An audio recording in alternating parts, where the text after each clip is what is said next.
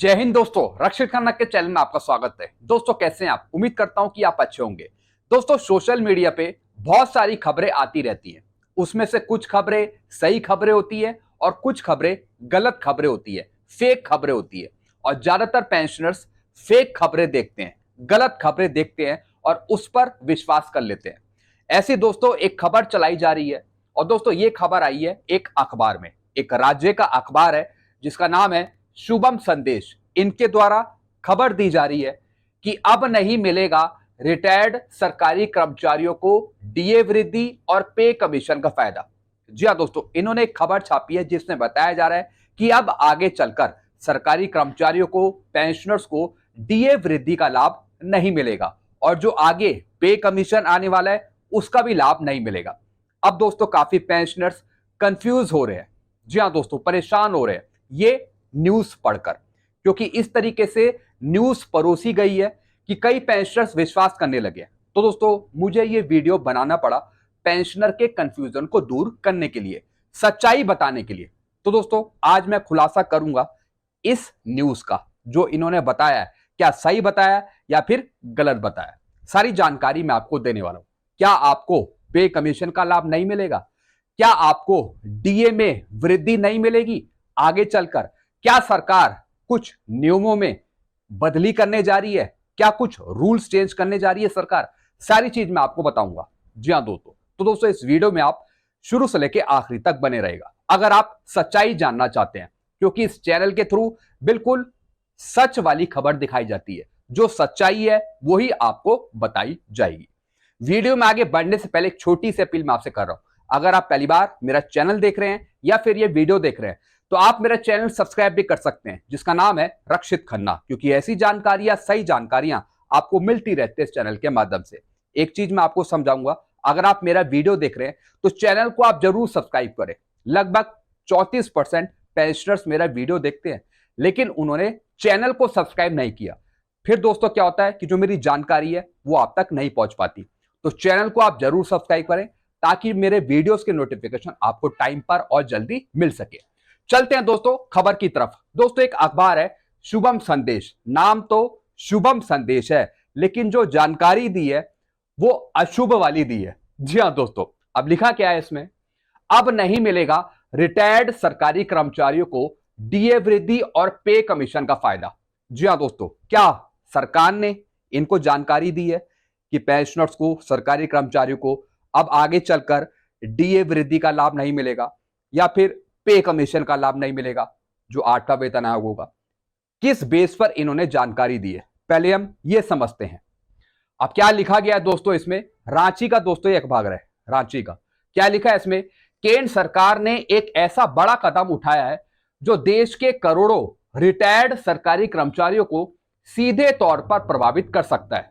जी हाँ दोस्तों, इन्होंने बताया कि केंद्र सरकार ने कोई कदम उठाया है जिसके बेस पर आपको डीए वृद्धि नहीं मिलेगी, पे कमीशन का लाभ नहीं मिलेगा। ऐसा मैं नहीं कह रहा हूं, ऐसा इस अखबार में बताया गया।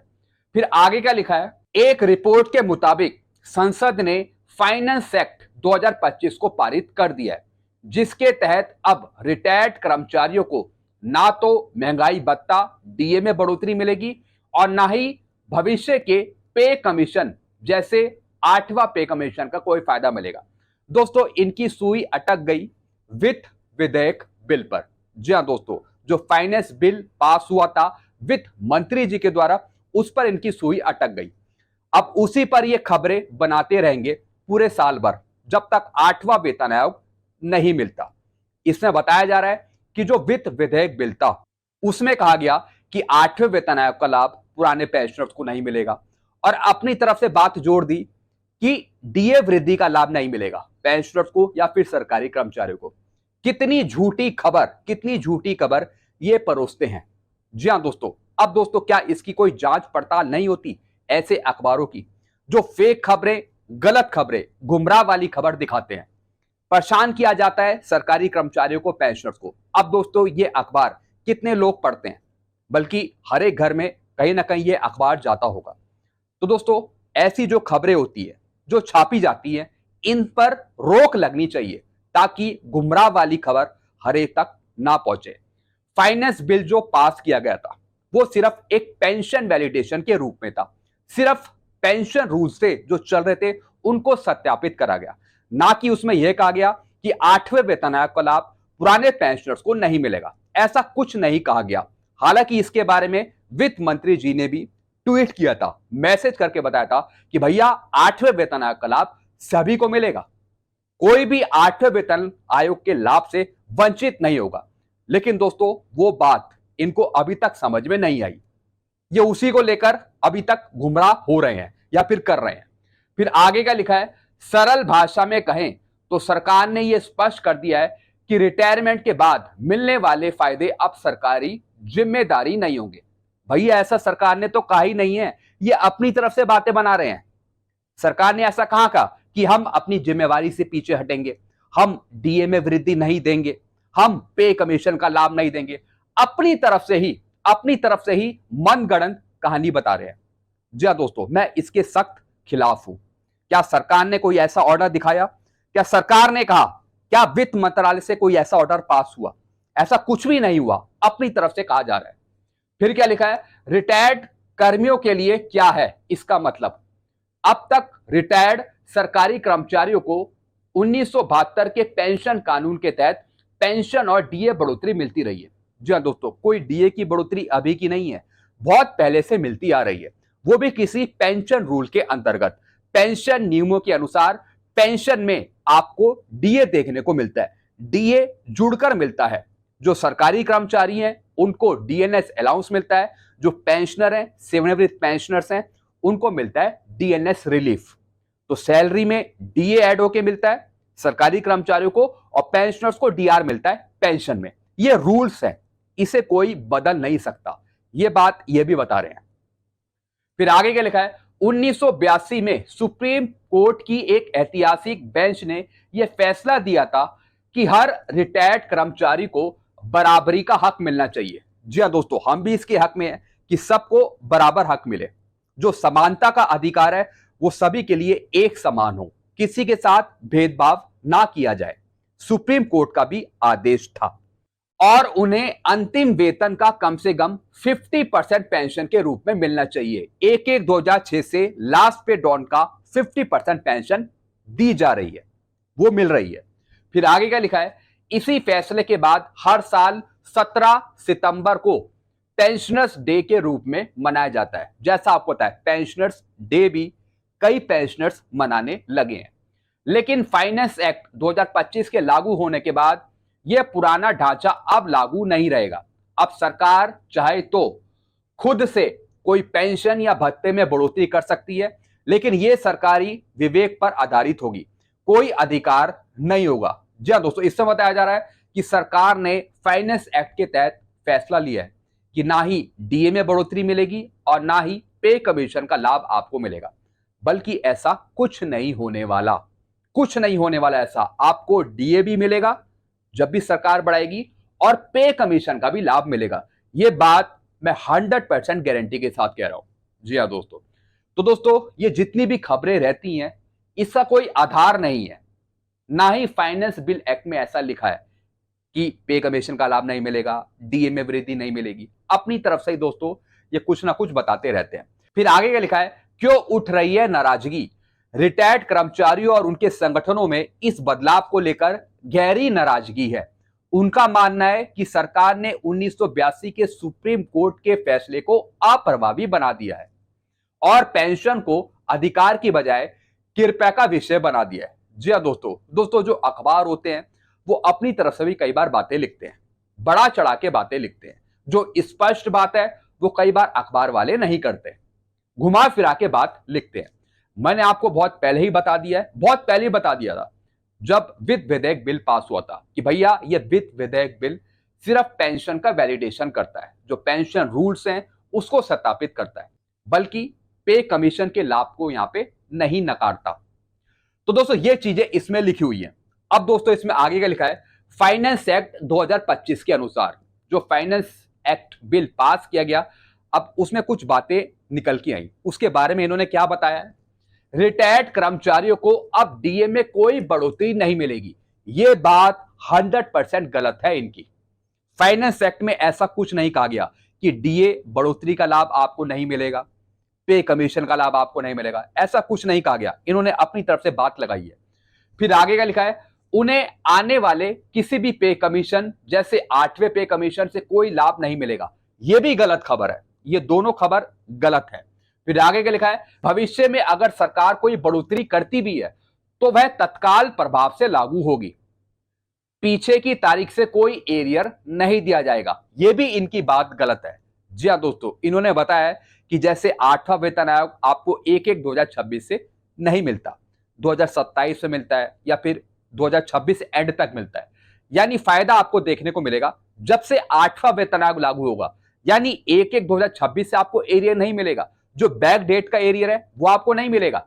जैसे दिसंबर 2026 में लागू होता है 8वां वेतन आयोग, तो दिसंबर 2026 से आपको फायदा दिया जाएगा 8 सीपीसी का, यानी जब से भारत सरकार लागू करेगी।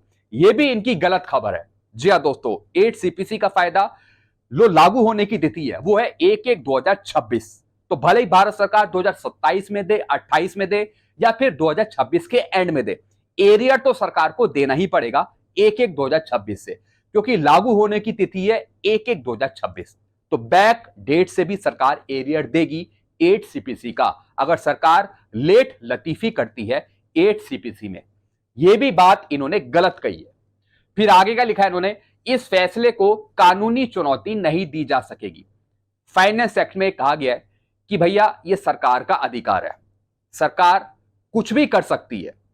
कुछ भी करने का मतलब यह नहीं कि 8वां वेतन आयोग आपको नहीं मिलेगा या फिर डीए में बढ़ोतरी नहीं होगी।